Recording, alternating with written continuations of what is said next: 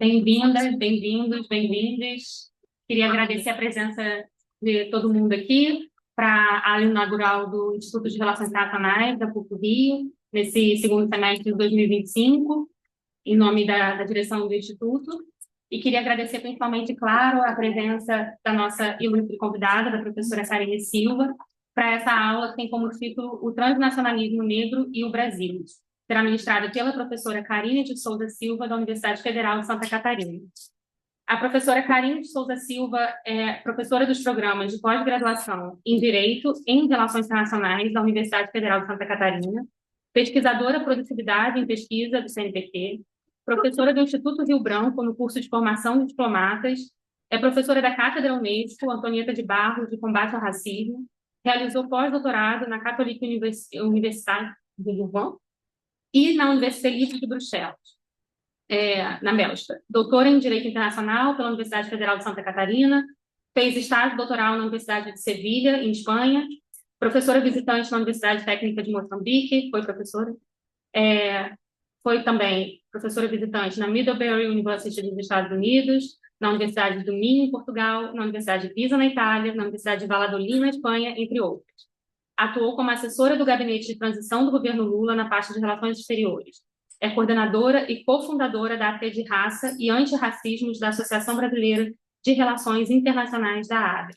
Então, vocês podem ver que é um privilégio tê-la aqui e é com muito orgulho que a gente a recebe no Instituto. E faço desde já a propaganda do livro, que ainda por cima é lindo, é uma edição maravilhosa e está disponível para download gratuito no site da FUNAG. E passo a palavra para a Karine. Muito bom dia. Está funcionando? Sim.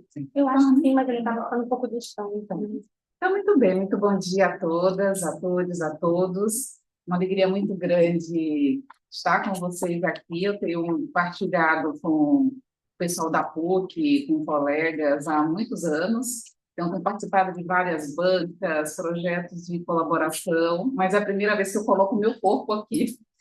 Então, é muito importante encontrar com vocês pessoalmente. Queria começar agradecendo o convite, que tanto me honra. Queria cumprimentar e agradecer a professora Isabel Siqueira, também o professor Ricardo, que estava por aqui, está ali, pela acolhida, sempre muito gentil. Então, no nome da professora Isabel e do professor Ricardo, eu cumprimento todas as pessoas, as professoras. Então, temos uma plateia aqui muito qualificada. Então, temos aqui, tem o ex-aluna, tem o pessoal do Movimento Negro que eu já conheço, tem o Emerson aqui. Então, eu estou entre amigas e amigos, então, e as pessoas que eu não tive oportunidade de conhecer até agora. Então, é a primeira vez, espero que seja a primeira de muitas outras. Então, a minha partilha hoje é sobre o transnacionalismo negro no Brasil, tem a ver com a obra, que é a pesquisa que eu estou desenvolvendo há alguns anos. Então, essa é a primeira parte da pesquisa. E tratar sobre transnacionalismos negros é também estudar sobre os nossos ativismos, sobre as nossas agências nas relações internacionais. Então, a minha pesquisa começa, só para que vocês se situem de onde vem essa voz e de onde vem essa pesquisa. Ela é uma pesquisa PT, CNPq, que tematiza o transnacionalismo negro, essas lutas internacionais, as agências internacionais, justiça racial e de gênero, no século XX. Só que os documentos, os arquivos me levaram ao século XIX, e no século XIX eu comecei a fazer descobertas interessantíssimas sobre esses agenciamentos, sobre como os trânsitos nos palcos dos oceanos, principalmente do Atlântico, que é conhecido também entre a literatura negra como o Atlântico Negro. Os trânsitos têm me ensinado muito sobre e também mostrado como essas agências elas são antigas. Então, eu começo por aí, no sentido de pensar, refletir relações internacionais a partir das nossas agências, a partir do século XX, a partir da ideia de que também somos atores e atrizes das relações internacionais. E tem uma questão que me é muito cara, que é o fato de que, quando eu começo a estudar transnacionalismo negro, a literatura me leva muito para os Estados Unidos, para a Europa, ou seja, para negros e negras agenciando em outras geografias, e o estudo sobre esses protagonismos no Brasil é praticamente inexistente. Então, é por aí que vai o meu interesse, é por esses caminhos, porque é importante também pensar, refletir e fazer relações internacionais desde o Brasil, apesar do Brasil e muitas vezes contra o Brasil. Então, além do Brasil também. Então, o transnacionalismo negro vai se firmar com essa noção de que é necessário passar por cima dessas não só de hierarquias, mas também de alguns conceitos que foram produzidos pela modernidade, pelo Estado-nação moderno, como o conceito de fronteiras, o conceito de nacionalidade, o conceito de povos. Então, como vocês sabem, eu sou uma professora de Direito Internacional e Relações Internacionais, então eu estou nessas intersecções. Isso me possibilita ler as relações internacionais com os instrumentos do direito e ler o direito com as lentes das relações internacionais, o que eu considero que é muito potente. Então, também para quem já me conhece, sabe que eu sou uma pessoa que dialoga muito com as artes, então eu entendo a arte, o artivismo, a arte como uma potente ferramenta para ler, para transformar o mundo, mas não, e também como uma ferramenta muito importante para entender as relações internacionais e o potencial epistêmico da arte também. Então, eu queria fazer a leitura aqui de uma canção, eu vou evitar cantar para não produzir nenhum dano coletivo para vocês, porque essa pesquisa vai começar justamente quando eu ouvi essa canção, em 2003, uma canção que chega para mim na voz de Maria Bethânia, naquele CD, naquele tempo era CD, chamado Brasileirinho, e se chama Yaya Macema. Começa assim: que noite mais funda calunga, no porão de um navio negreiro, que viagem mais longa candonga, ouvindo o batuque das ondas, com o passo de um coração de pássaro no fundo do cativeiro. É o samba do mundo calunga, batendo samba em meu peito. Caô, cabecele caô, o que arô que. Quem me pariu foi o ventre de um navio. Quem me ouviu foi o vento no vazio. Do ventre escuro de um porão, vou baixar no seu terreiro. Epa raio, machado, trovão, epa justiça de guerreiro. Essembaê, e samba. O batuque das ondas nas noites mais longas me ensinou a cantar. Essambaê, e samba. Do é o lugar mais fundo, é o umbigo do mundo, é o fundo do mar. Essambaê, e samba. No balanço das ondas, o Quiarô me ensinou a bater seu tambor. Essembaê, e samba. No escuro porão, eu vi o clarão do giro do mundo. É o céu que cobriu nas noites de frio minha solidão. É o oceano sem fim, sem amor, sem irmão. É caô, quero ser teu tambor. Eu faço a lua brilhar, o esplendor e clarão. Luar de Luanda em meu coração. Umbrigo da cor, abrigo da dor. Primeira umbigada, Macemba, Iaiá. Iaiá Macemba é o samba que dá. Vou aprender a ler para ensinar meus camaradas. Essa canção, então, é desse CD, desse disco brasileiro, dos compositores João Mendes e Capinã, e Calunga Grande é o título dessa obra. E eu uso Calunga, Calunga é uma palavra polissêmica das línguas banto e tem muitos significados. Um dos significados é o mar grande, outro significado é o cemitério. Então, Calunga significa também o vazio, o oco, significa uma passagem, tem a ver com a travessia. Então, alguns povos africanos, quando estavam diante do mar, aquilo que chamamos de Oceano Atlântico, para esses povos é Calunga Grande. Então, Calunga também tem um significado muito importante para nós, negras e negros, e a música nos diz isso, porque em Calunga nós nascemos, nós morremos e nascemos. Em Calunga se dá essa travessia forçada, e é no navio negreiro que está esse ventre, o ventre do mar. O mar também é um lugar é um portal metafísico entre a vida e a morte, é um renascer. Gilberto Gil, naquela música Grão, diz o seguinte: tem que morrer para germinar, plantar em outro lugar, ressuscitar do chão. É isso que vai acontecer com os povos quando entram no navio, esse microcosmo político. O navio é um lugar onde as identidades começam também a ganhar um novo contorno, que as pessoas entram no navio como pessoas de origem banto, de origens variadas, de várias etnias, e quando chegam no navio elas começam a se perceber como pessoas negras, elas são racializadas como negras. Então, pensar o século XIX é potente no sentido de entender como há toda uma maquinária que é formada por estados, e muitos estados emergentes, formada por normas, por instituições, por imagens que vão racializar os povos. Os brancos também são racializados, porque branco também é raça, mas os povos negros, os povos indígenas são racializados como povos inferiores. E aí, então, essa dimensão do mar é muito importante porque essa travessia forçada vai formar e essas identidades começam também a ser agenciadas para as lutas internacionais.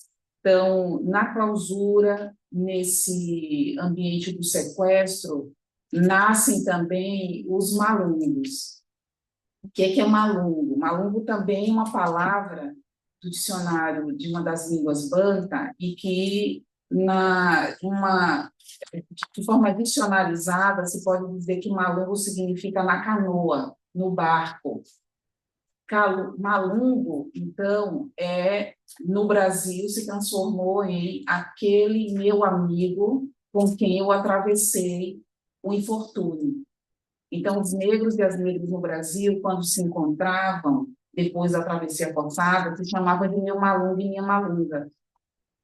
E aí é que alguns autores começam a pensar na malungagem como sendo essa estratégia também de solidariedade entre povos negros para resistirem à escravidão, para resistirem à coisificação. E os malungos e as malungas também trazem uma nova experiência que é da família da diáspora. Então, como vocês sabem, o direito foi agenciado para também separar as pessoas negras começam a ser, quer dizer, elas são minimizadas, elas são coisificadas, e também as normas passam a proibir a associação entre os povos negros. Então, a alienação parental é algo que vai acompanhar a história da diáspora. Então, a malungagem também traz essa noção de família, essa noção de laços intersubjetivos, de solidariedade para a resistência. E dentro do navio também é importante observar que no navio trafegam pessoas que foram comercializadas, mulheres, crianças, homens, também trazem mercadorias, então no vai e vem das ondas do Oceano Atlântico. Além de tudo isso, há também agenciamentos, há tecnologias que os povos africanos trazem de África para o outro lado do Oceano Atlântico, tecnologias de sobrevivência, tecnologias diplomáticas, e uma dessas tecnologias que eu coloco na pesquisa é a ginga, porque a ginga é um artefato, é uma tecnologia de navegabilidade social, é uma tecnologia diplomática também, para sobreviver em espaços que são interditos. O corpo negro começa a desenvolver algumas capacidades de passear, de transitar, de borrar os espaços, rasurar os espaços, dentro dessa maquinaria, que é a maquinaria de guerra que foi construída contra os nossos povos. Então, são artefatos que são importantes formas de diplomacia, de produção de diplomacia também, diplomacia que eu chamo de diplomacia da encruzilhada. Então, o navio, esse sistema político, também trouxe, e aí o Paul Gilroy vai nos mostrar, traz panfletos, traz ideias, traz imagens circulando de um lado a outro. Então, o contexto do século XIX é muito potente por isso, porque a gente começa com a Revolução Haitiana, a formação desse primeiro Estado negro, e termina lá em 1899, com aquelas conferências de Viena, e não posso deixar de lembrar, eu que sou professora da disciplina de instituições internacionais, que é a partir do Congresso de Viena, que tem a proposta da organização do Congresso Internacional de Raças, em 1911, em Londres. Então, o século XIX é esse do racismo científico operando com toda a força e de relações internacionais extremamente marcadas pela hierarquização racial, da produção do negro, a produção do indígena, a produção desse outro, e também da interdição de algumas nações, porque nações como as indígenas não são aceitas nesse internacional. Então, o século XIX é potente para pensar a partir dessa ideia. E, de novo, trazendo aqui a capa do livro, essa capa se chama Ori Iemanjá.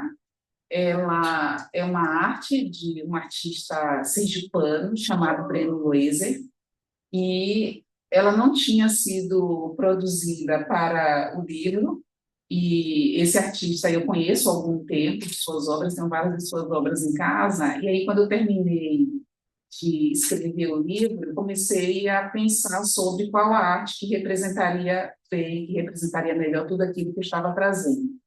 Então, ele coloca aqui Ori, são as cabeças, né? Ori e Iemanjá, representada pelo peixe, pelo azul, e tratando de Calunga Grande, a gente sabe que para alguns povos africanos, o Calunga Grande é esse lugar do mar, é a morada de Iemanjá, isso também é ressignificado no Brasil. A Iemanjá é uma divindade no panteão dos orixás, é a mãe de todas as cabeças, é a mãe de todos os orixás, e aqui no Brasil se convencionou que no primeiro do ano nós vamos começar uma nova vida. Então, por isso que Calunga também é esse recomeço, esse portal metafísico de morte e vida, de novo ciclo. Então, nós vamos ao mar, vamos a beira-mar para saudar Iemanjá, para, a partir da ideia do reveillé, do despertar, começar um novo ciclo pedindo essas bênçãos. Então, a capa do livro tem muito a ver com a ideia do Calunga Grande, esse agenciamento também de outras epissemes, de outras formas de entender e de se posicionar e de existir no mundo. E, então, eu queria até também sugerir vocês que acompanhem o trabalho do Breno Leser lá no Instagram. Então, esse trabalho traz sobre essas questões que eu estou colocando aqui agora. Eu estou completamente fora do tempo. Eu não sei como é que eu estou. Deixa eu colocar o celular aqui, porque a gente sabe que quando a gente começa a falar, daqui a pouco cai incorpora o espírito do cubano, não é o cubano, do Fidel Castro, me deu um branco agora, entra o espírito do Fidel Castro, a gente passa 6 horas aqui conversando.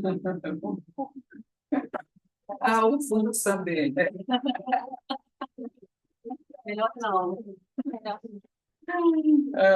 Adorei. Então, o que temos aqui? A partir dessa ideia, desse navio, desse microcosmo, desse microcosmo político, a partir da ideia dos malungos, da malungagem, dos movimentos negros no século XIX, eu começo a tematizar como o direito internacional foi um instrumento importante no sentido de importante para a racialização, porque o direito internacional foi agenciado para homologar a escravidão, para homologar o tráfico atlântico, foi agenciado para servir ao colonialismo. E então, a partir dessa ideia é que eu vou considerar como também nós fizemos uso das nossas possibilidades, inclusive o uso do próprio direito, para também disputar o direito para disputar o internacional. Inclusive, claro, que dentro daquilo que é possível dentro do próprio sistema. Infelizmente, dentro do próprio sistema, mas precisamos agir contra o sistema também dentro do sistema. Então, o direito internacional foi agenciado para gerenciar a mobilidade internacional. Então, temos um processo de governança internacional de portos, então a mobilidade humana está muito relacionada a essa gestão racial de gênero de portos pelo Atlântico, por Calunga, durante todos esses séculos. E, então, a partir daí, eu vou buscar o Frantz Fanon, porque o Fanon nos mostra como essa racialização se dá, e com relação aos povos negros, essa racialização tem a ver com jogar esses corpos na chamada zona do não ser. Então, a gente não está nem no campo de tratar essas relações intersubjetivas entre eu e o outro, mas nós não somos nem o outro ou a outra. Nós estamos nessa zona do não ser, mas essa zona do não ser, essa zona da infra-humanidade, da subhumanidade, é uma zona também que é potente, porque, como nos diz Fanon, no Pele Negra, Máscaras Brancas, é daí também que surgem as nossas resistências.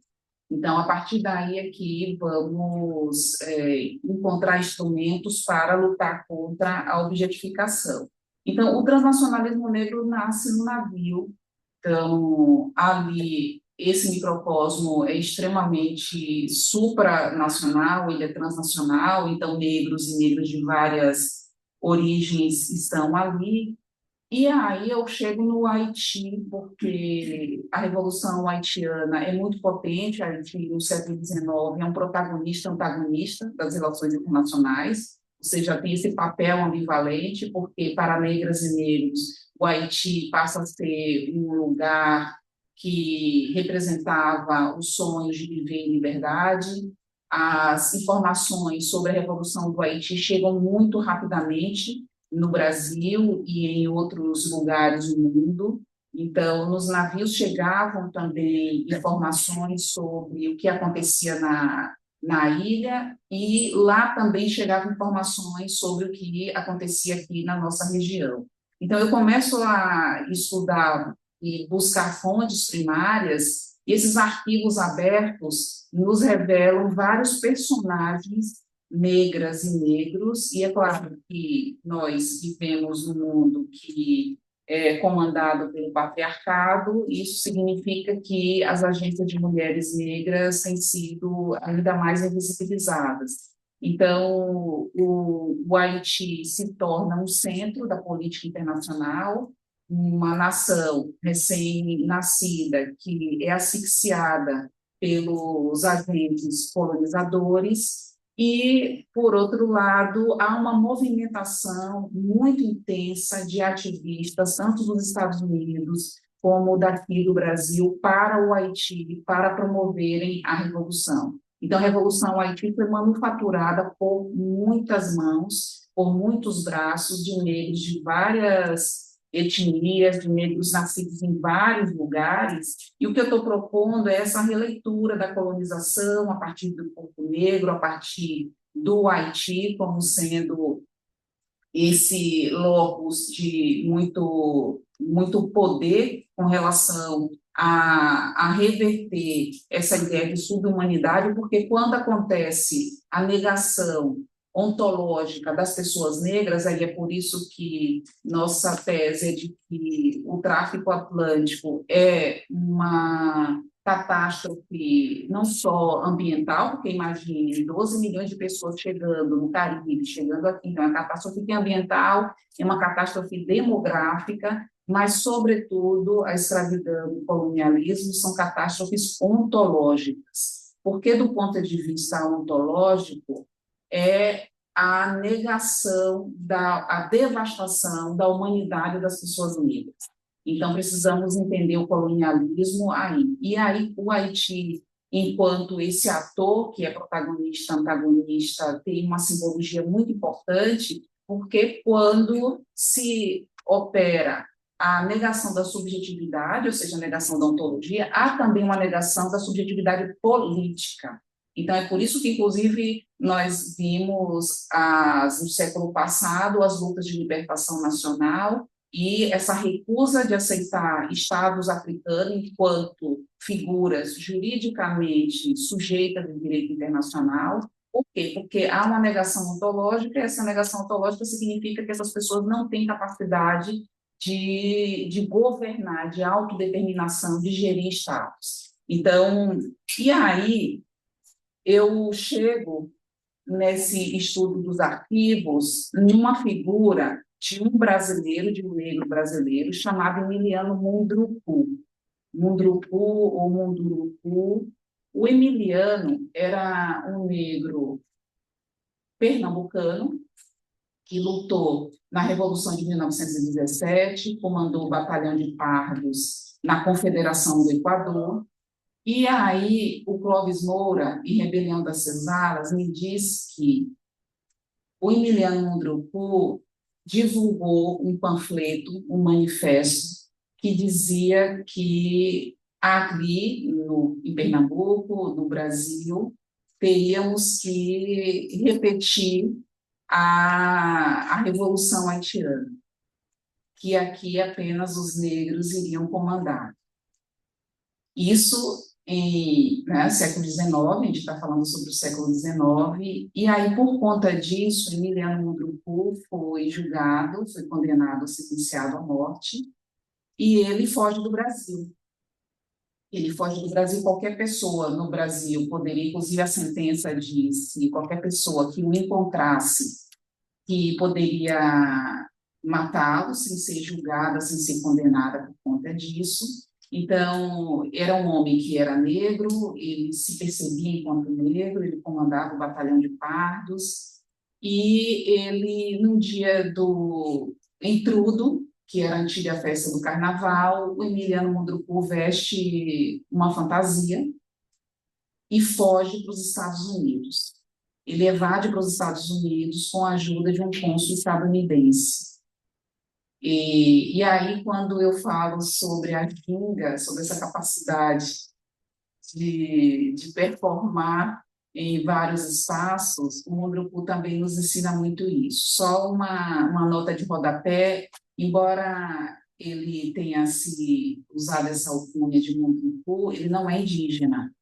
Ele usa Munduruku porque seria um nome de guerra. Naquele momento, os indígenas Munduruku do norte do Brasil eram reputados como povos guerreiros, povos bravios. E aí ele vai utilizar, então, desse nome, do nome dessa etnia, como um nome próprio. E aí o Emiliano vai para Boston, ele para lá. E Boston, naquele momento, então, estamos ali em 1824, era uma casa dos movimentos abolicionistas, dos movimentos negros, e era uma ambiência muito efervescente. O Emiliano Munduruku se alinha ao que hoje nós chamaríamos de movimentos negros, movimentos antirracistas, movimentos antissegregacionistas, e de lá o Emiliano Munduruku vai para o Haiti.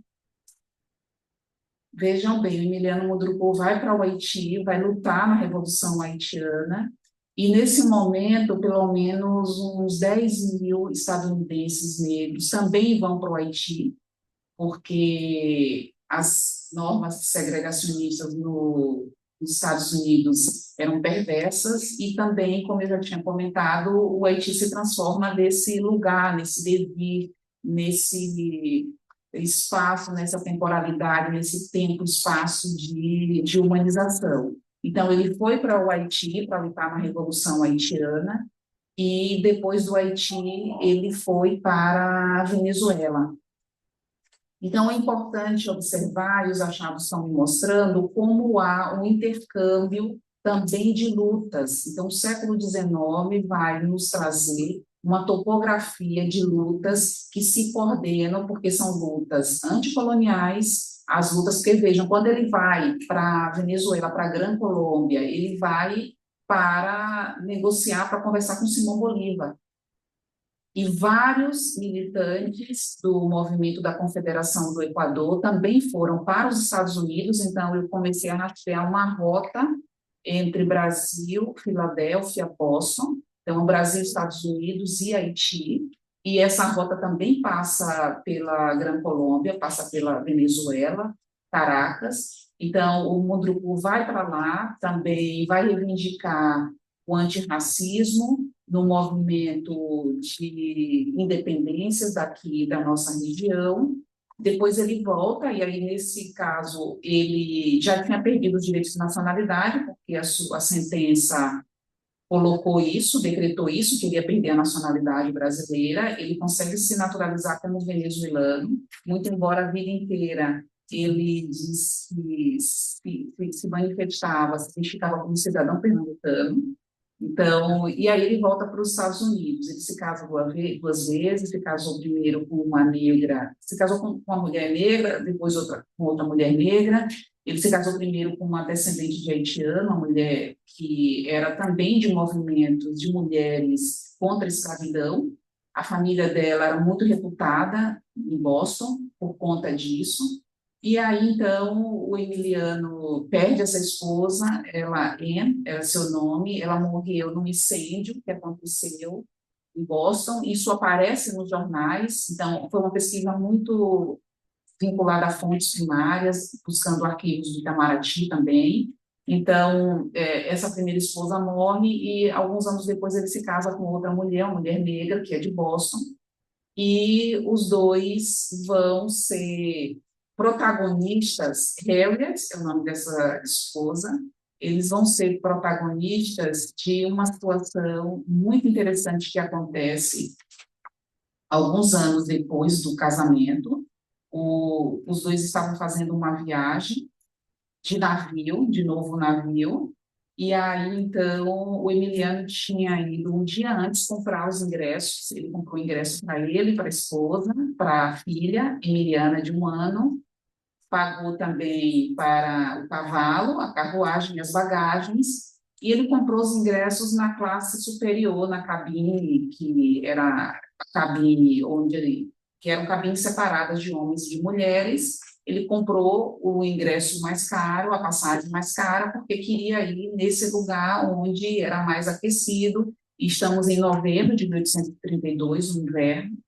E aí, então, quando entram no navio, eles não conseguiram entrar na cabine. Ele foi dirigindo a esposa para a cabine de mulheres, para a cabine de senhoras, e aí, então, os funcionários disseram que eles não podiam entrar, porque ela era uma mulher negra.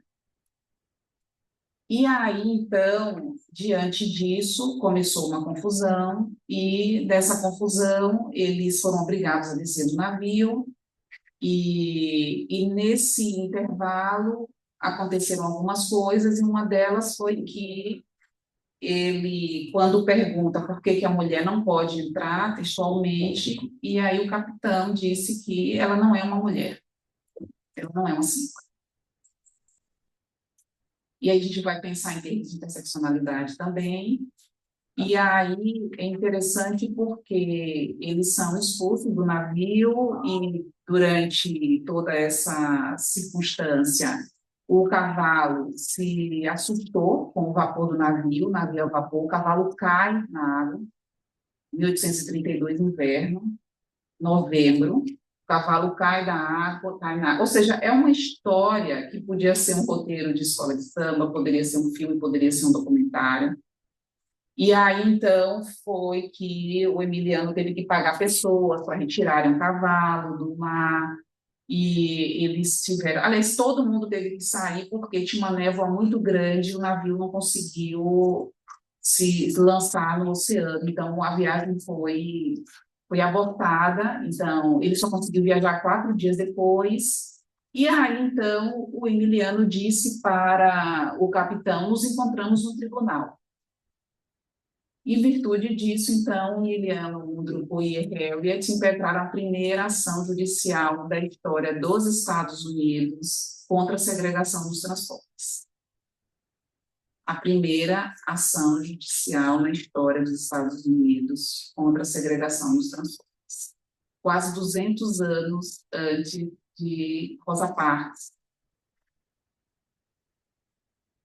E aí eu tinha comentado aqui que eu tinha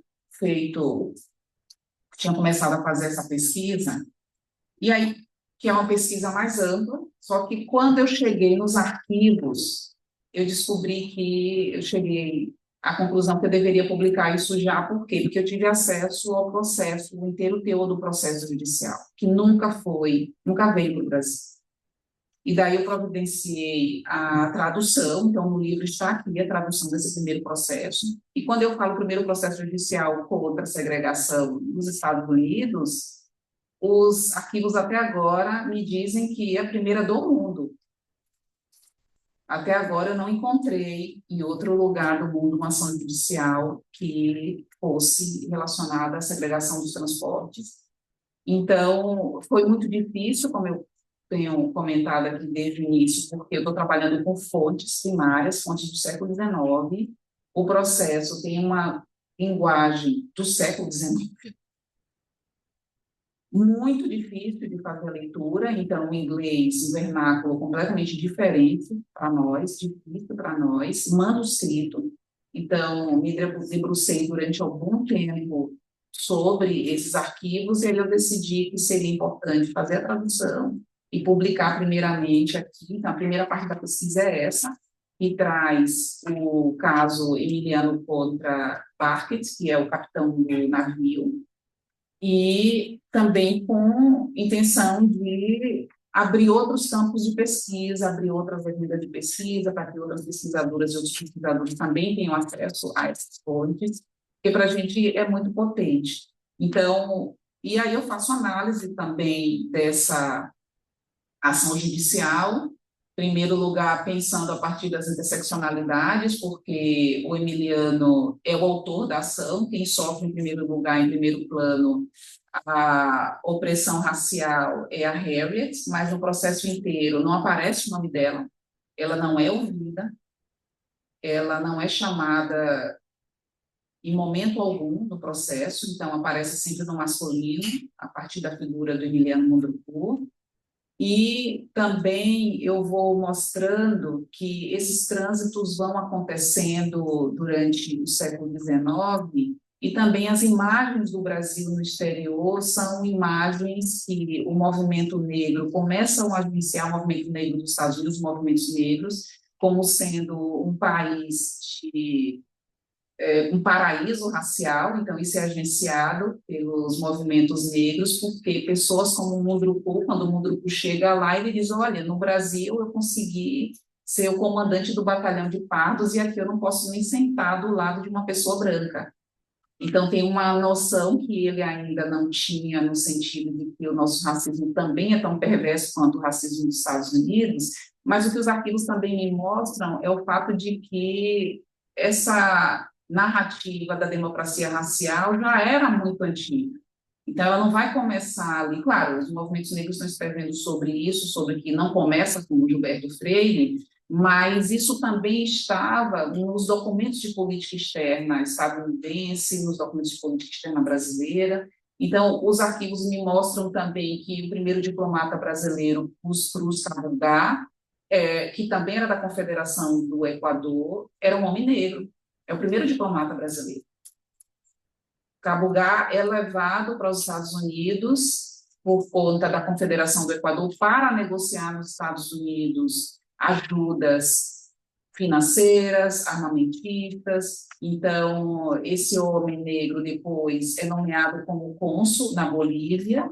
Ele é a primeira pessoa brasileira que vai se utilizar vai usar das mesmas ferramentas e vai exercer a profissão de diplomata, segundo todas as funções que são nativas da profissão hoje em dia.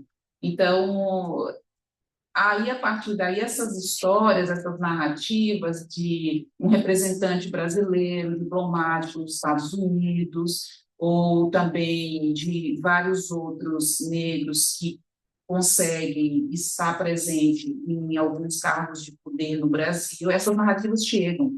E os movimentos negros começam a utilizá-las para dizer que os Estados Unidos eram uma vergonha, que os Estados Unidos eram aquele país que a segregação imperava, e em outros estados do nosso próprio continente havia uma relação. Então, há uma idealização desse território nos Estados Unidos, e, por outro lado, também os movimentos supremacistas brancos começam a partir de narrativas de viajantes, começam a colocar o Brasil como sendo um antimodelo. Então, por um lado, temos os movimentos negros colocando o Brasil como modelo, e os movimentos supremacistas brancos, o Brasil como esse antimodelo. Então, essas imagens circulam também nos navios. E aí é interessante que, tendo o Haiti como epicentro, e pensar no século XIX, a partir desses trânsitos, desses deslocamentos,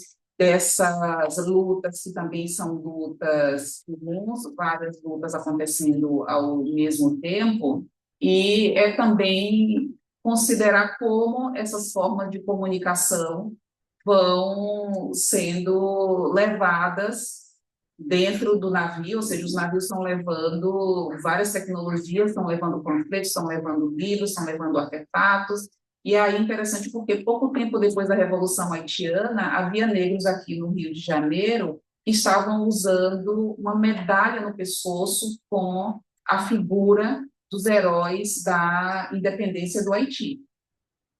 E aí os historiadores, as historiadoras estão dizendo também, que me dizem, né, nas suas pesquisas, que muitas das revoltas que acontecem no Brasil no século XIX, a gente está falando de Malês e várias outras, acontecem por influência do Haiti. Então, o Haiti é esse movimento também que é mobilizado para isso, para a resistência, que é uma resistência internacional. Então, as pesquisas também me mostram que vários haitianos, negros haitianos, chegam no Rio de Janeiro, que vão para o estado de Pernambuco, para também trazer notícias da Revolução, e para também considerar as possibilidades de outras revoluções, outras revoltas aqui no nosso chão. Então, eu já estou passando aqui do meu tempo, então eu queria terminar pelo menos essa primeira parte do diálogo, porque eu também estou curiosa para ouvir vocês, tratando sobre a importância de abrir esses arquivos, a importância de entender, de ler, de fazer as relações internacionais a partir de outro ponto de vista, a partir do ponto de vista dos condenados da terra, até porque também, se estamos tratando de relações internacionais, precisamos ser honestas e honestos, precisamos ser justas e justos, considerando também como as teorias das relações internacionais têm sido narrativas de ódio ao colonialismo, ao colonizador, à supremacia branca, e, enquanto professoras e professores, é a nossa obrigação educar para a resistência. E educar para a resistência também é uma forma de combater a subalternidade acadêmica, é uma forma de entender que nós também somos agentes da história, nós também somos agentes, somos sujeitas e sujeitos políticos, e que nós também podemos pensar em intervir e transformar o mundo a partir de outras chaves, a partir de outros arquivos, a partir de outras narrativas. Muito obrigada.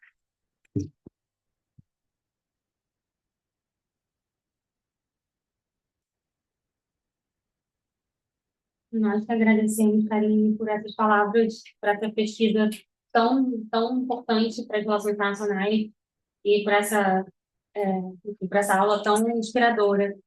E eu acho que nesse momento em que a gente está vivendo vendo, né, assistindo a um palco de disputas, né, no cenário da justiça, no cenário das relações internacionais, da política externa, em que a gente está vendo tanta confusão, né, o que é disputar a autonomia, o que é disputar a independência, a soberania, quando no nosso 7 de setembro a gente vê outras bandeiras mais depois, né, quer dizer, como é que a gente começa a sequer falar sobre o protagonismo, né, do Brasil nesse cenário, sobre qualquer forma de liderança no ano em que o Brasil supostamente está presidindo os BRICS, vai presidir a COP, enfim. Então, discutir aqui, falar sobre o seu estudo, sobre esses protagonismos negros no Brasil, eu acho que traz uma série de reflexões importantíssimas para esse momento. E abro a palavra aqui para quem quiser fazer intervenções, comentários, perguntas. Acho que a gente vai começar a passar. Não, Miguel, Larissa aqui.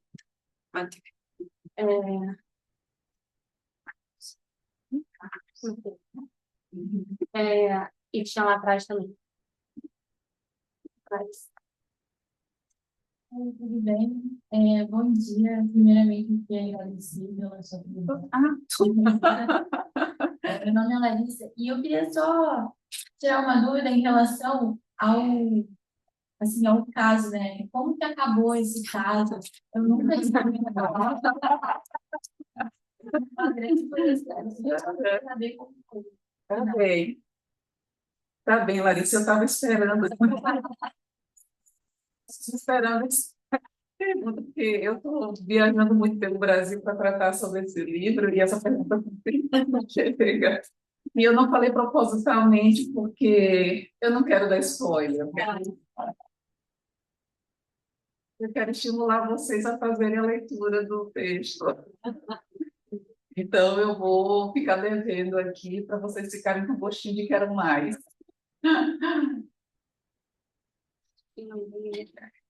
Mas, enfim, o que eu posso falar, desculpa, antes de passar a palavra para ti, é que o Emiliano voltou ao Brasil várias vezes.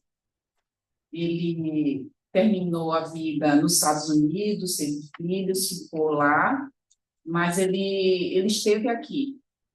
Eu consegui, inclusive, documentos dos navios, porque antigamente, quando as pessoas viajavam, saía publicado o nome do navio e a tripulação, as pessoas que estavam viajando. Então, ele voltou aqui pelo menos umas 4 vezes com a esposa e com os filhos, e também transitou aqui no Rio de Janeiro, na corte, e voltou para os Estados Unidos. E é interessante também, que eu não falei na minha apresentação, que ele esteve lado a lado com Frederick Douglass, que foi um ativista importantíssimo do século XIX. Então, eles participavam da mesma associação anti-escravista nos Estados Unidos. Então, é alguém que é conhecido. As obras de Douglass, inclusive, já estão publicadas no Brasil desde acho, uns 2, 3 anos. E aí, quando a Larissa faz essa pergunta, é interessante observar que o Emiliano Munduruku é uma figura apagada, esquecida, e não somente é esquecida no Brasil, como também nos Estados Unidos, porque ele, quando impetra essa ação judicial, quando acontece esse caso, essa situação é publicada em vários jornais dos Estados Unidos. Eu tive acesso a jornais que tratavam sobre ele, sobre um homem negro muito bem reputado, que participa de movimentos anti-escravistas, antissegregacionistas. Inclusive, é publicada até na Inglaterra essa informação sobre a ação judicial, sobre essa luta dele de Harriet, e depois ele é completamente soterrado na historiografia dos Estados Unidos. Isso significa que também a condição de um sujeito diaspórico, migrante nos Estados Unidos, e aí, claro, eu não posso deixar de lembrar a Lélia Gonzalez, quando ela também faz essa crítica a respeito dessas hierarquias que existem dentro dos próprios movimentos negros, no sentido de que ali o que está claro é que o fato de ele ser um imigrante não poderia ser um protagonista de uma luta. Quer dizer, naquele momento é reconhecido, mas depois, quando se fala do movimento antissegregacionista, das lutas por direitos civis nos Estados Unidos, essas figuras não aparecem. Então, e é por isso que também, de novo, é potente fazer o estudo e visitar os arquivos, porque somente os arquivos que vão nos trazer essas informações, que vão colocar essas peças faltantes da história sobre a mesa. Obrigada, Larissa. Por favor. Oi, boa tarde. Tudo bem? Primeiramente, muito obrigado por estar aqui falando com a gente.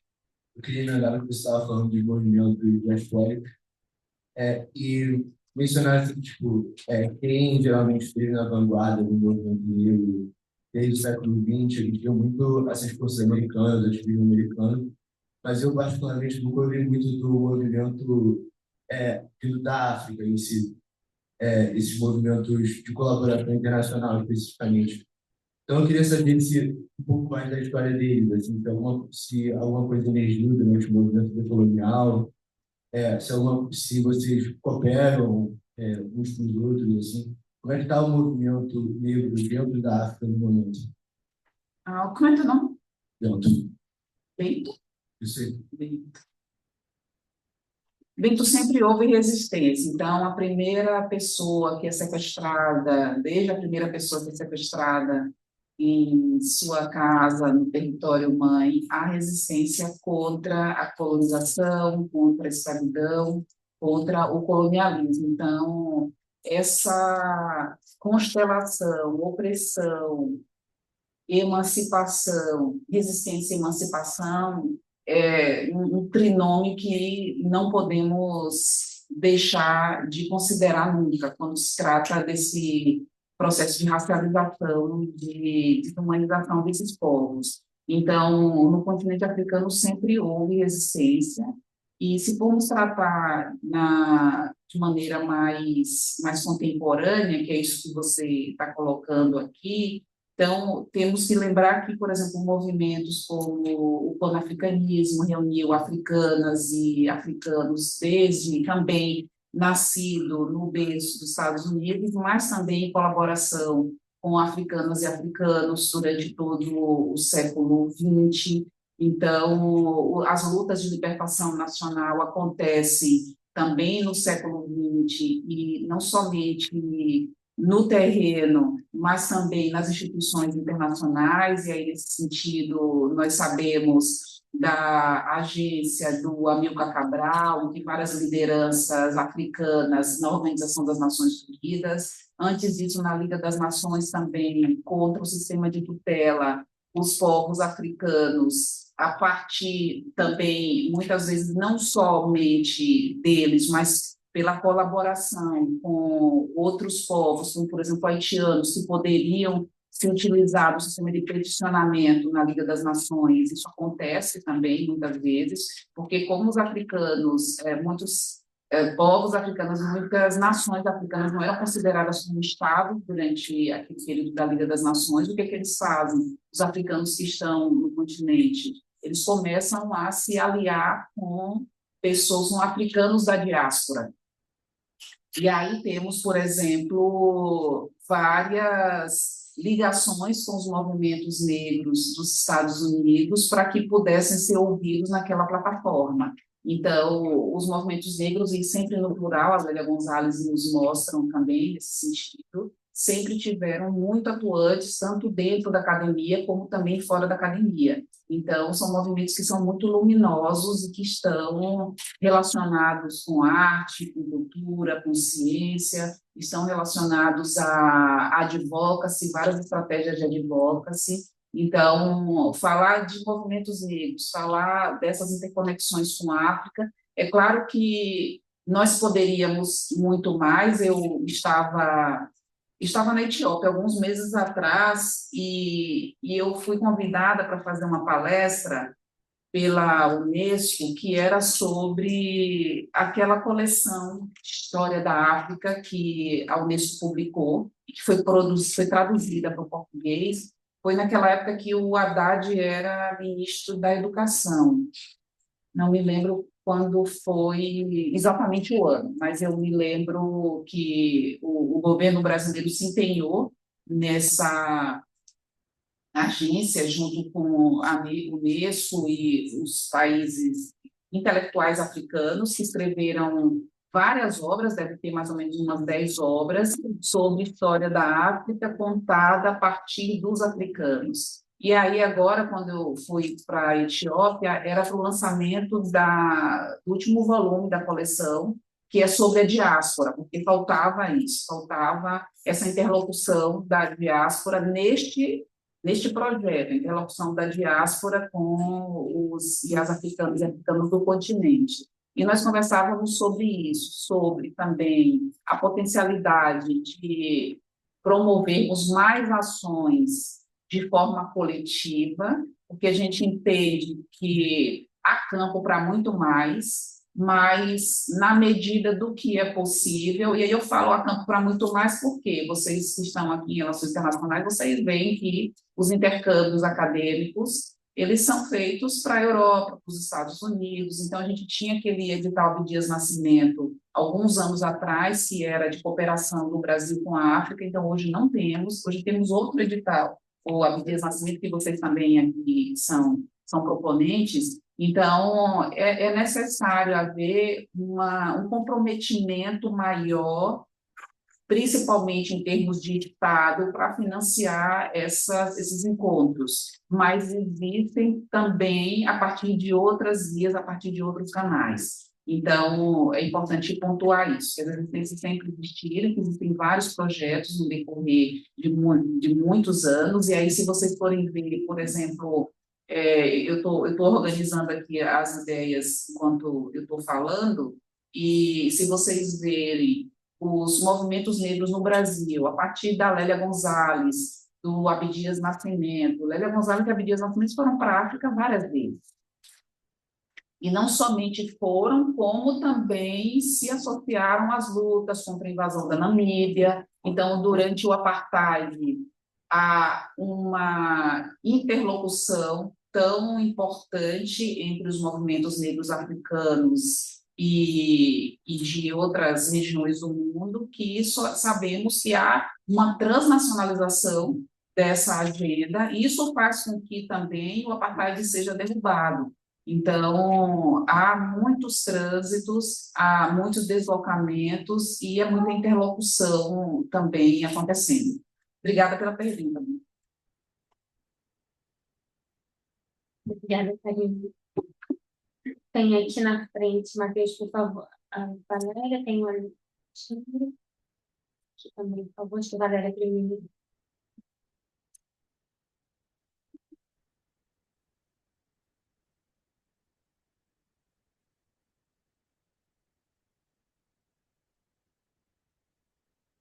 Aqui, Valéria. Obrigada. Olá, bom dia. Muito obrigada pela sua presença. É sempre um prazer te ouvir, professora Karine. Você disse sobre a importância da gente visitar os arquivos, né? Você mencionou que fez pesquisa no Itamaraty. E existe uma certa ideia de que o Itamaraty, por ser um arquivo oficial, por ser um arquivo da branquitude, não vai ter nada de importância para essas pesquisas, né? Então, eu queria que você falasse um pouco sobre esse processo de visita do Itamaraty, como é que foram as suas pesquisas, e se você encontrou outras coisas, questões adjacentes que você decidiu, não esperava perceber, mas acabou encontrando, alguma coisa nesse sentido. Pode ser também. Alexandre, então, por favor. Primeiro. Era antes, não sei se era antes. Era ainda aqui primeiro, então depois tem Alexandre.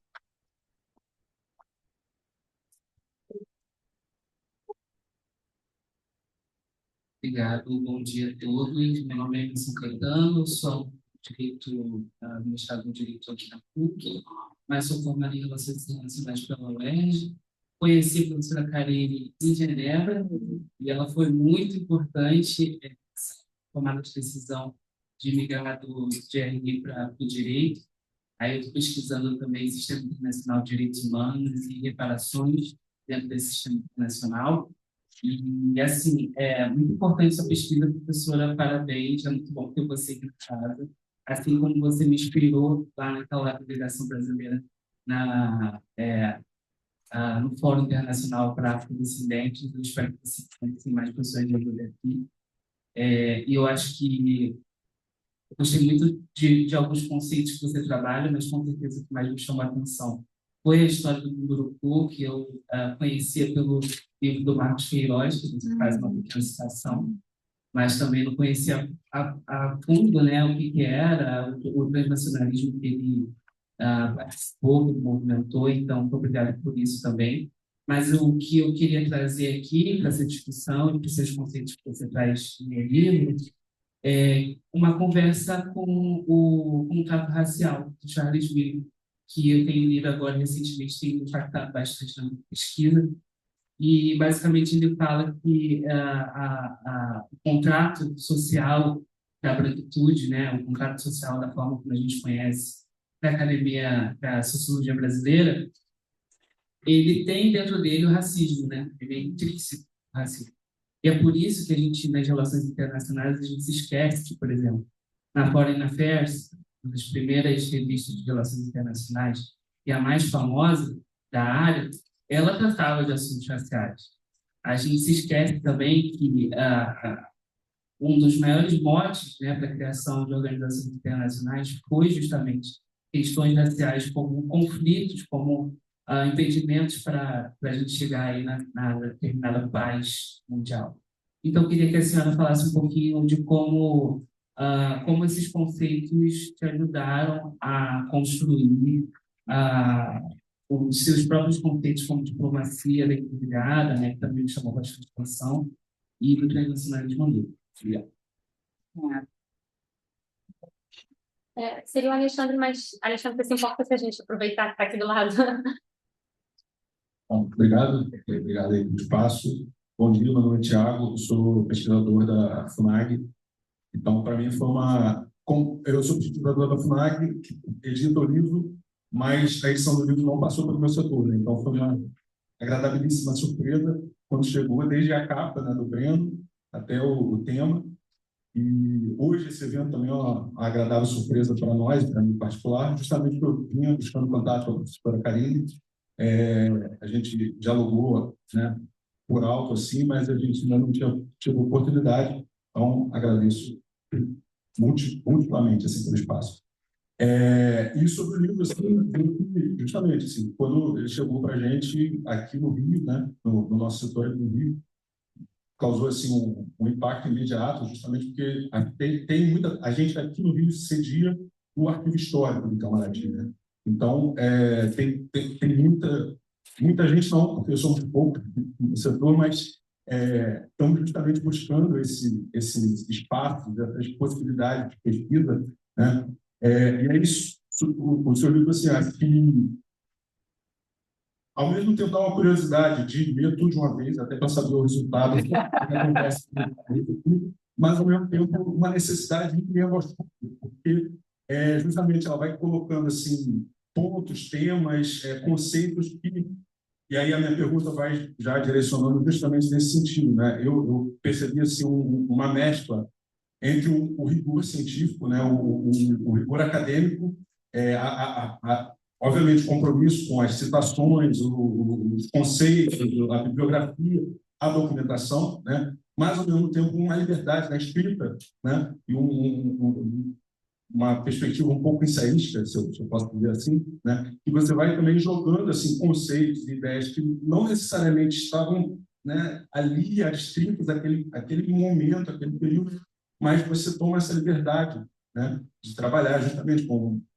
calunga, a calunga que está no título e tal, né, que não era necessariamente um termo usado lá pelo mundo público. Então, a minha pergunta vai um pouco nesse sentido dessa sua proposta de escrita, né? E foi até curioso, assim, quando você mencionou o Cláudio Moura, porque justamente uma das coisas que eu acho que dá para... uma experiência que eu tive lendo o Cláudio Moura foi quando ele... nesse estilo, que ele vai deixando muitas pistas de pesquisa, né? Tem muitas coisas que começa a ler e fala, não, isso aqui alguém tem que pesquisar, não, isso aqui alguém tem que ver, não, isso... E você mesmo, de alguma forma, também tirou o tema daí, né?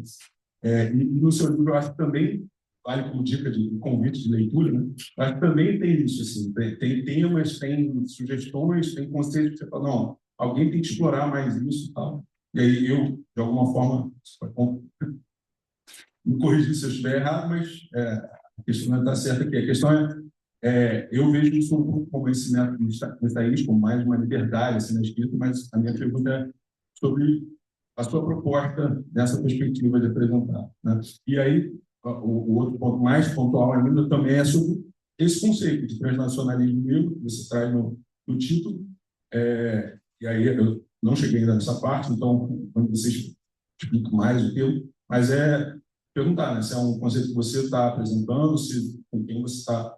Na bibliografia, óbvio, dá para saber com quem você está dialogando, mas se puder dizer um pouco mais aberto assim, com quem você está buscando esse diálogo e tudo mais.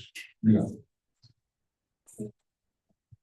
Ou você colocaria mais a última coisa? Tá.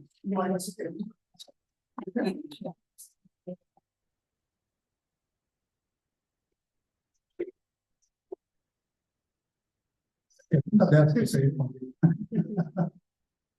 Doutora Karine, quero agradecer demais a sua vinda aqui. Eu já disse que você que sou particularmente sou seu fã. Então, estou aqui meio que de fã, assistindo você. E já sabe que eu fiquei muito feliz, porque o que você acabou de falar aqui agora para nós é mais ou menos uma responsabilidade que a gente tem aqui, principalmente nas cadeiras da disciplina de África, né? Que a gente tem feito, né? Não tem feito, né? O nosso grande esforço aqui é de dar a agência ao continente africano.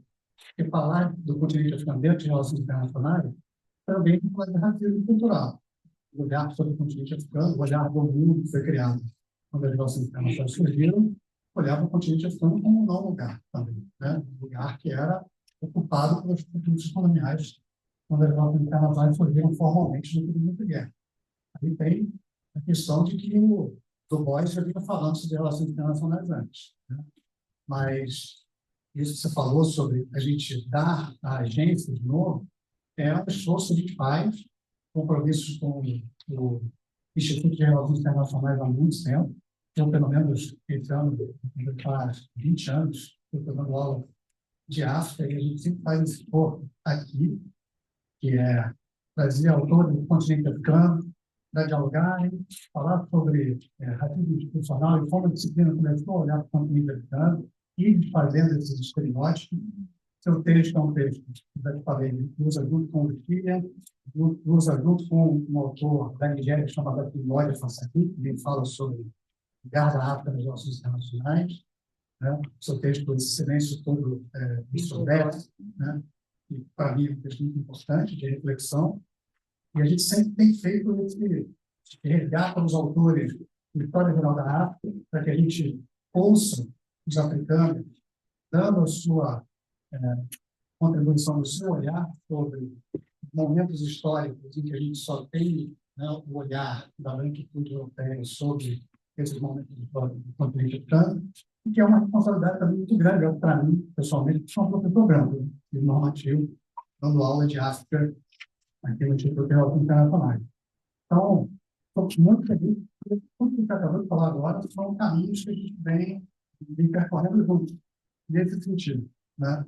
E a minha pergunta é se você ainda acha que existe um silêncio muito grande dentro das relações internacionais, ou se esse silêncio já está menor, ou se ainda é um silêncio que ensurdece.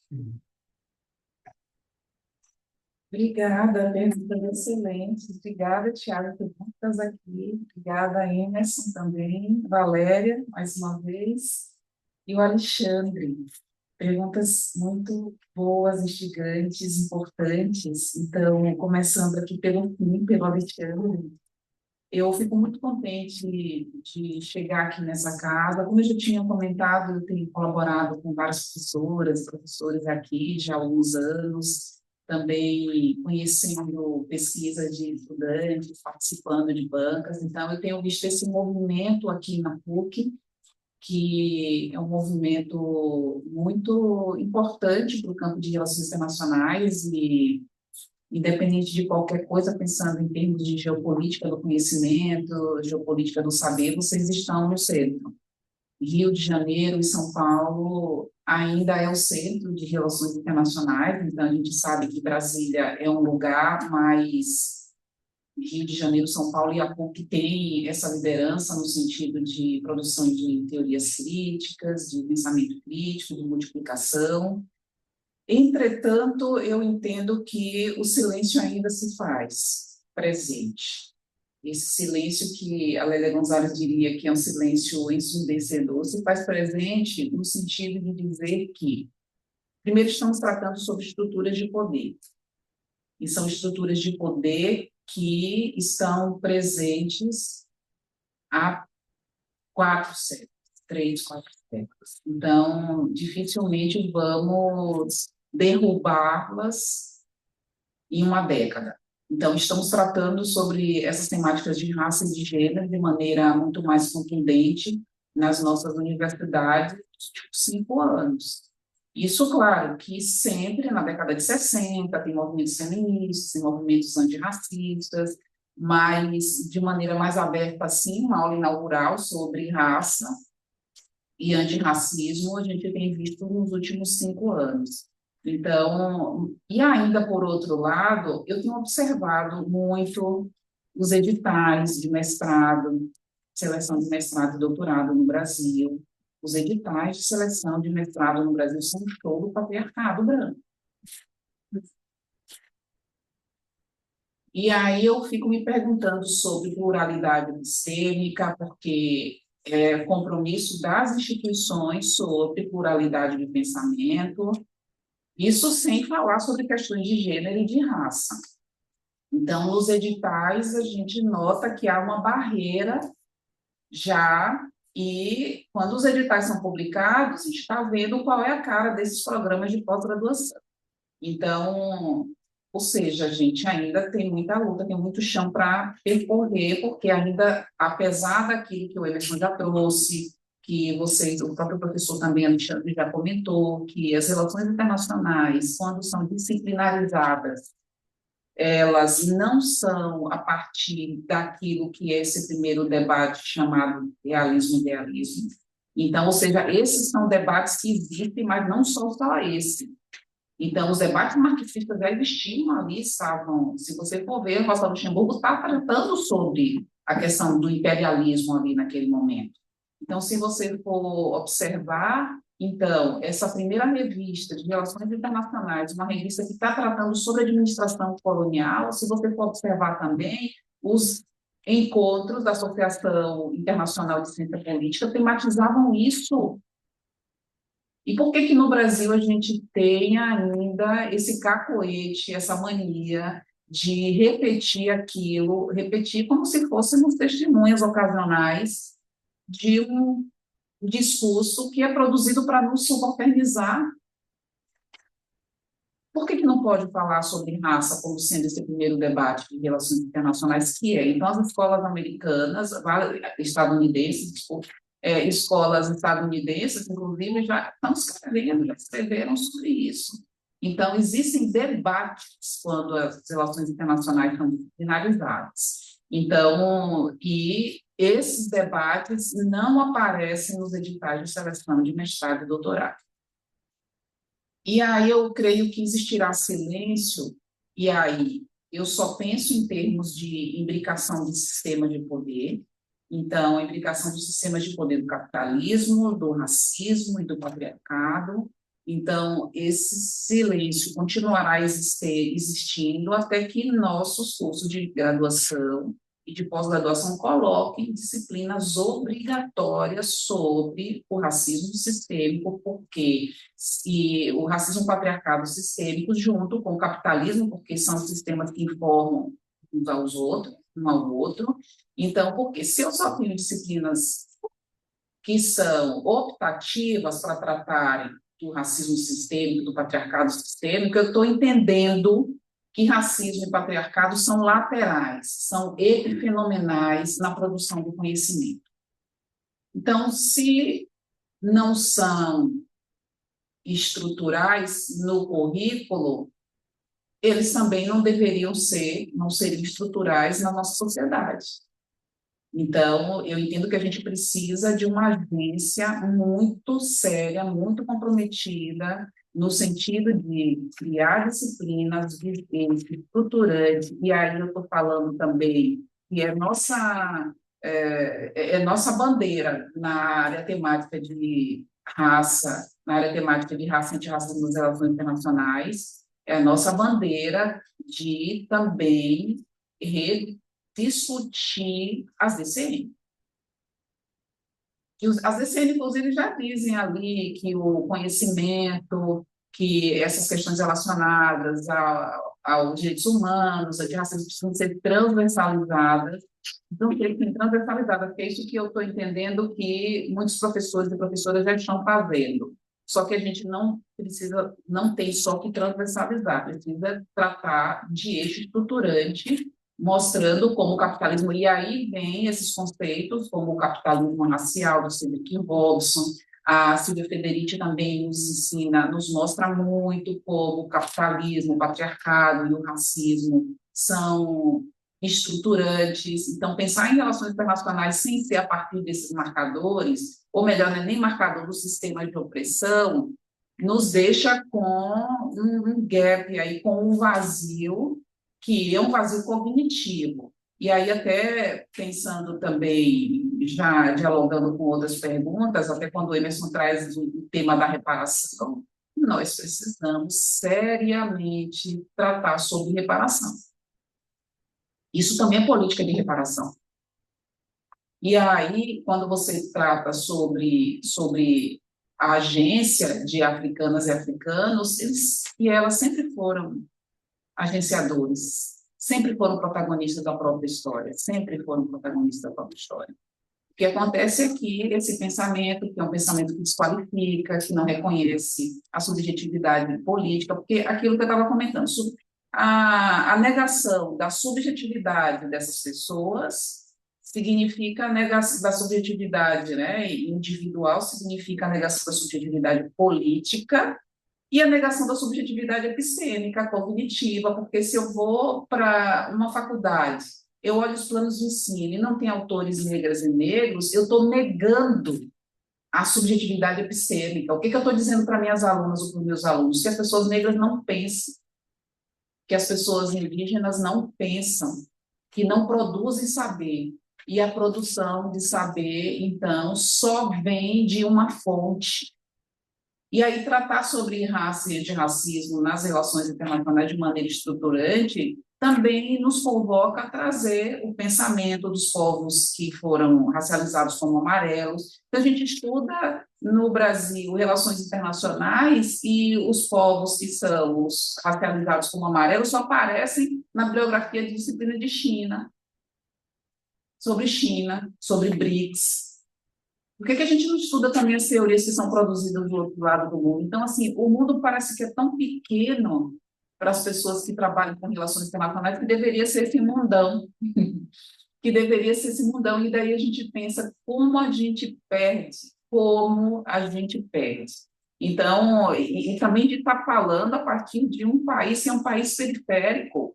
Então, estamos o tempo inteiro divulgando essas narrativas, e aí você vai observar que aí tem uns que estão me dizendo, não podem mais, vocês são chatos, não podem mais estudar Kant. Gente, o Kant foi o primeiro a produzir a taxonomia das raças. Eu não posso estudar Kant negligenciando o fator de que, quando Kant fala de cosmopolitismo, e aí eu falo isso porque eu sou professora de um tema, escrevo muito sobre migração, eu chego nos congressos, as pessoas estão lá o tempo inteiro dizendo, porque o cosmopolitismo de Kant precisa orientar as nossas migrações sul-sul. Oi? O cosmopolitismo de Kant não é para nós. Se você for fazer uma leitura séria do trabalho do Kant sem naturalizar a desumanização, você vai ver como Kant foi um autor que foi um dos responsáveis do Kant, o Hegel, a filosofia da história de Hegel, aí, né, o Alexandre deve conhecer bem, a filosofia da história do Hegel é uma filosofia da história que coloca a Europa lá no ponto mais alto e diz que os africanos não têm história. Quer dizer, se você nega a historicidade de um povo, você está colocando esse povo nessa zona de subhumanidade, é a zona do não ser. Então, aí, para ser mais objetiva com relação ao silêncio, eu entendo isso, enquanto os nomes de professores e professoras, intelectuais, ou brasileiros ou brasileiras, que não são brancos, enquanto essas pessoas não estiverem nos nossos planos de ensino, nós estaremos promovendo o silêncio. E aí, então, eu quero pensar, porque eu dou disciplina de raça e relações internacionais, então, assim, raça é também esse construto que é social, que a gente precisa desfazer esse construto, esse construto também, assim, dessa partir de contra-narrativa, e também não pensando, é claro, a gente está no Brasil, maioria da população negra, mas também tem racialização de outros povos aí, dos povos judeus, a racialização de povos amarelos, a racialização dos povos indígenas. Então, isso precisa ser um compromisso nosso. E aí eu gosto muito da sua fala quando você se coloca nesse lugar de pessoas brancas, porque um dos problemas também quando se fala sobre raça é as pessoas brancas não se vendo como racializadas também, porque branco também é raça. Então, e aí é claro que quando se fala de branquitude não é a pessoa do branco, pelo amor das deusas, porque as pessoas ficam dizendo porque a branquitude, como se a branquitude fosse uma pessoa. A gente está falando de sistema de poder, então a branquitude é um lugar de privilégio nesse sistema de poder. Então, assim, eu sou negra porque existe um sistema que me colocou quando eu nasci, está lá no meu na minha certidão, uma pessoa que me coloca como negra. Existe um sistema de poder que me coloca como trabalhadora. Né? O sistema de poder é o capitalismo. Então, eu não nasci trabalhadora, eu nasci era só um corpo. Eu não nasci mulher. Alguém que foi lá e disse assim, você é mulher. Então, a gente precisa pensar como esses sistemas de poder, eles produzem alteridade, a alterização via sistemas de poder. Então, assim, o branco também é alterizado. Então, é importante dizer isso. Só que, é claro, como diz o Fanon, a questão relacionada ao branco e o negro é que o branco não é somente esse outro, o branco é um senhor e o branco é o humano. Então, a gente precisa pensar sobre isso. E pensar sobre isso é pensar nas responsabilidades das pessoas brancas, que são vocês que são a maioria nos ambientes de poder. Vocês é que são a maioria nas universidades, vocês são a maioria no judiciário, vocês são a maioria em todos os lugares. Então, assim, depende muito também dessas alianças construtivas. Então, eu fico muito contente de saber que se estuda a África pela voz dos africanos, e é algo que a gente precisa sempre colocar, né? Porque não é em todo lugar que se estuda a África assim. Você é professor de África e sabe disso. Não é em todo lugar que se estuda a África a partir de nós, né? Porque a gente também tem essa máxima, nada sobre nós sem nós. Então, é preciso dialogar. Então, não só dialogar sobre, ou partir, não, sair dessa ideia de dialogar sobre, mas dialogar com. Então, obrigada mesmo. Então, temos aqui a Valéria, e aí eu vou fazer essa conversa entre a Valéria e o Tiago também. E que bom, Tiago, estás aqui, já tinha se falado pela internet. Então, esse livro está na página da FUNAG, pode baixá-lo gratuitamente. Então, esse, inclusive, foi um dos motivos pelos quais eu quis que fosse pela FUNAG, porque eu queria que o pensamento circulasse. Eu me lembro, inclusive, no dia que eu publiquei o livro, já várias pessoas me mandaram mensagem dizendo, eu já baixei o livro. Então, eu entendo que o conhecimento, nós que somos pessoas que fomos periferizadas, nós temos muitas pressas, nós temos muitas urgências. Então, os nossos pensamentos, o nosso conhecimento precisa circular. Então, para vocês, quem quiser fazer a leitura, está lá na página da FUNAG. E, então, a pesquisa é muito rica porque trouxe muitos insights, mas trouxe muitos dados também, que alguns deles eu estou tratando para a publicação da próxima obra, então tem alguns temas ali, mas abre, então, muitas agendas de pesquisa, como, por exemplo, sobre a maçonaria negra. Então, o Emiliano Munduruku era um homem maçom, fazia parte da maçonaria negra. Essa maçonaria negra tem uma sede importante no Haiti e em Boston também. Então, essas interconexões também surgem por ali. Então, tem vários temas que eu entendo que vão abrir caminhos para que outras pesquisas sejam realizadas e que a gente possa juntar todas essas peças no tabuleiro. Então, fazer essa pesquisa também no Itamaraty, eu tenho uma interlocução com uma pessoa do Itamaraty, que às vezes eu tenho alguma dúvida, eu pergunto onde é que eu posso encontrar aquilo, onde eu posso encontrar tal aquilo. Inclusive, agora teve a digitalização, né, dos documentos dos navios, não é isso? Então, ali vai ser um campo de pesquisa importantíssimo para a gente compreender. E aí o interessante é porque até o Emerson falou sobre o Emiliano Mundrucum, então tem poucas pesquisas sobre ele. Não tem uma pesquisa sobre ele, exatamente, só sobre ele no Brasil. Então, eu vi no Clóvis Moura, tem o historiador Marco Morel, que é daqui do Rio de Janeiro também, que dedica um capítulo do livro dele sobre o Haiti para o Emiliano Mundrucum. Então, tem poucas pessoas e poucas páginas no Brasil dedicadas a ele. E tem dois pesquisadores nos Estados Unidos, uma com quem eu fiz uma interlocução também muito importante, que é a Caitlin Fritz, que é uma pesquisadora que estudou também esse processo. Então, e um pesquisador chamado Lloyd Belton, que fez uma tese de doutorado sobre o Emiliano Mundrucum, sobre essa topografia de lutas daqui da nossa, né, hemisférica, mas ele foi alguém que eu entrei em contato, mandei várias mensagens, ele nunca me respondeu, e com a Caitlin Fitz ela já abriu a conversa e foi importante, e aí também que eu chego nos arquivos lá de Massachusetts, que o processo estava lá.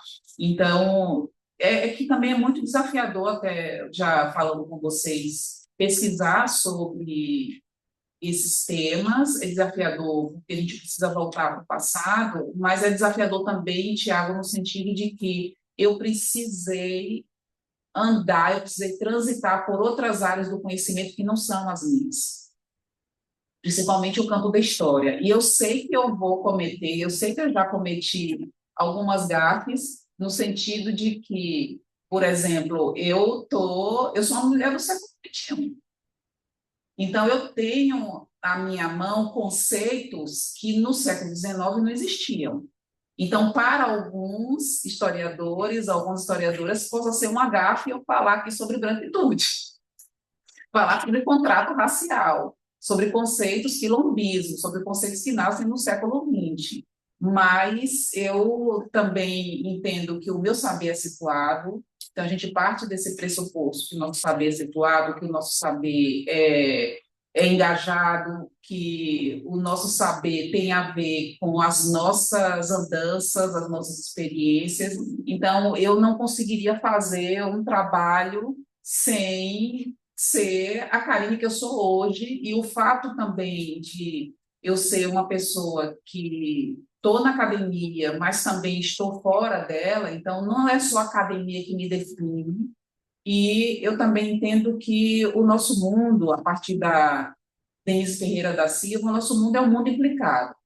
Então, esse mundo fragmentado não é o meu mundo, porque eu sou essa Karine que dá aula de relações internacionais, e sou Karine que dá aula do direito, eu sou Karine que gosta de música, eu sou Karine que gosta de dançar, eu sou Karine que tem essas multiplicidades, então é por isso que a gente não fala em lugar de fala, em lugares de fala, em multiposicionalidades. Então eu sou múltipla pessoa, sou múltipla em um lugar só, mas em muitos lugares ao mesmo tempo.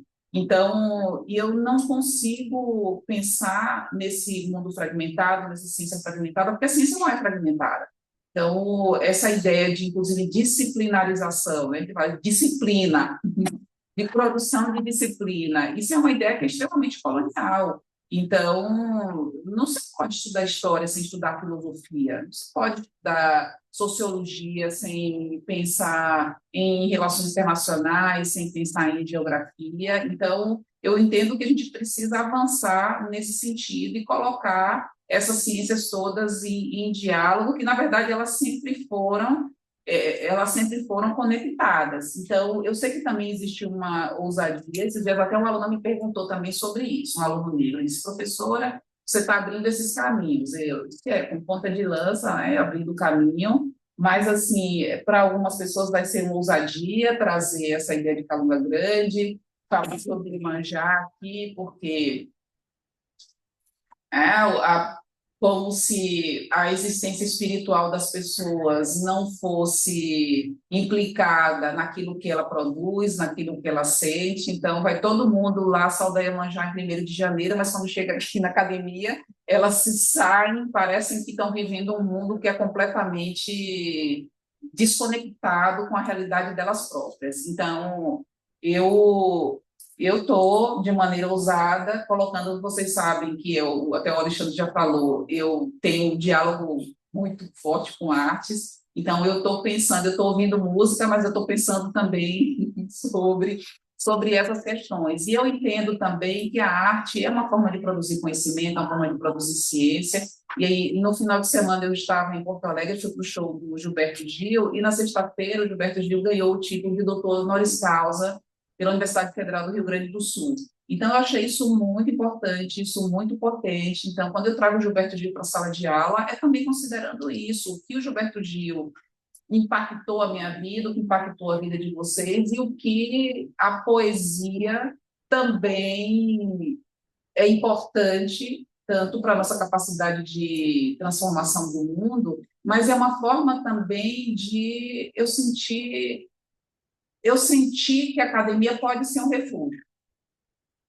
E aí eu estou pensando na poética das relações internacionais, porque se eu vou... Porque, para mim, Tiago, eu sou uma professora que, quem me conhece há muitos anos, eu trabalhava com integração regional. Primeiro, eu comecei lá no mestrado tratando sobre essas questões, exclusão social, eu estou tratando sobre isso, teorias decoloniais e tal. E aí, depois, eu migro para estudar integração regional. É que no mestrado a ideia era integração regional, mas a partir da ideia da exclusão social. E depois eu vou por vários motivos, inclusive para ser aceita pela academia, eu entro num tema que é mais duro, e direito de integração regional. E aí o que acontece é que eu depois volto para cá, para aquilo que era a minha origem, e eu entendo que é necessário estudar relações internacionais e direito internacional a partir dessas outras lentes, mas é interessante porque quando eu venho dar uma aula sobre União Europeia, eu estou estudando um objeto. Eu estou estudando um objeto, eu estou trazendo aqui um objeto de pesquisa, mas quando eu faço uma aula, quando eu escrevo um livro, quando eu trato sobre raça e gênero, eu estou falando também sobre a minha subjetividade. Eu estou falando também sobre mim. Eu estou falando sobre mim, eu estou falando sobre os meus, eu estou falando sobre as nossas lutas. E poetizar, trazer música, trazer arte para esse campo, me dá força para seguir. Porque o racismo é violento, o racismo é violento. Então, assim, eu poderia, se eu tivesse feito um texto escrito assim, Temes e o direito, todo mundo aplaude. Tanto é que a Deusa Temes está lá na frente do Congresso Nacional, do STF.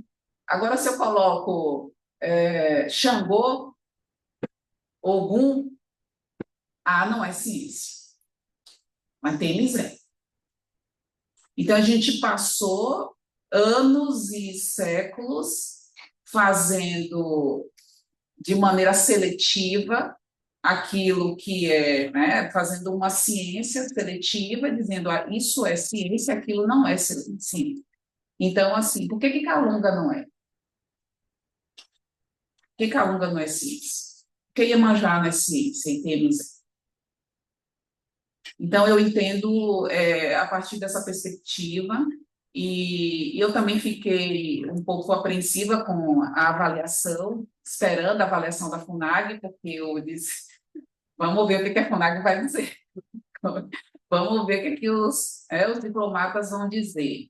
Mas a avaliação também deu conta disso, que era uma linguagem inovadora, portanto, das relações internacionais, que era inovadora também para a própria publicação da FUNAG. Então, a primeira vez, é tudo diferente. A primeira vez que a FUNAG tem uma capa assim, coloridona, uma capa que está fora do padrão. Então, eu fui muito bem recebida ali nesse sentido, e também, claro, até quando o Alexandre pergunta sobre o silêncio, e a gente também não pode ser cínico a ponto de dizer que nada avançou, porque, inclusive, essa disciplina foi criada no Instituto Rio Branco, da qual eu sou professora também, e tem sido muito bem recebida pelas alunas, pelos alunos, pelas diplomatas, pelos diplomatas, também mostra que existe uma vontade política, não é generalizada, mas de algumas pessoas que seja no sentido mesmo de transformação. A gente já está já no final, né? Eu começo a falar, e aí o Emerson tratou também sobre esses conceitos, que são conceitos que são fundamentais, e aí eu preciso me socorrer nesses autores, nessas autoras que não estão no campo de relações internacionais, para eu poder conseguir fazer essa leitura do mundo. Então, esses autores e essas autoras, a gente pacto é quando se fala do contrato social, o contrato racial, e a gente tem várias leituras sobre isso, sobre como, inclusive dentro de relações internacionais, né, o pacto social e o conceito de anarquia estão relacionados a essa hierarquia racial, mas se você for observar como o pacto da branquitude, que também é um contrato, da Cida Bento, é potente para nós, para entender o direito internacional enquanto esse grande pacto. O que é a Conferência de Berlim? A Conferência de Berlim é um pacto da branquitude. É um contrato. É um tratado. Tratado é o quê? É pacto. Uma das denominações de tratado é pacto, é contrato. Então, veja como temos conceitos que nos ajudam a entender. E aí, para finalizar, eu não sei se eu consegui responder tudo de todo mundo, mas a gente pode conversar bilateralmente depois. Eu não quero, eu quero ser elegante aqui com o compromisso com o tempo. Mas, então, para finalizar, eu queria deixar claro como temos todo esse cabedal de conhecimento que nos ajudam a entender o mundo. E aí eu quero resgatar a Bell Hooks, porque Bell Hooks, quando se pergunta para ela o que é teoria, porque daí quando a gente pergunta para várias pessoas na academia, teoria é o quê? É uma lupa para eu enxergar o mundo, é uma forma de entender o mundo. O que a Bell Hooks diz? Teoria, naquele livro Ensinando a Transgredir, teoria é uma forma de intervir no mundo. É uma forma de lidar, de enfrentar as opressões que existem no mundo. Por isso que ela diz que a teoria é uma forma de cura. Teoria é uma forma de curar o mundo, é uma forma de curar o meu mundo, o nosso mundo. Então, as nossas pesquisas precisam ser mediatizadas pelo nosso mundo. A Bell Hooks diz isso, Paulo Freire também diz isso. Então, é importante que essas nossas teorias sejam intervencionistas mesmo. Não é só, a gente não está aqui só para explicar, a gente está aqui para mudar o mundo, porque se é só para explicar, a gente está aqui para que o nosso conhecimento saia da universidade, para que o nosso conhecimento sirva para o bem viver, para os bem viveres, se a gente pode falar assim, porque existem várias formas de bem viver, para os bem viveres coletivos. Obrigada.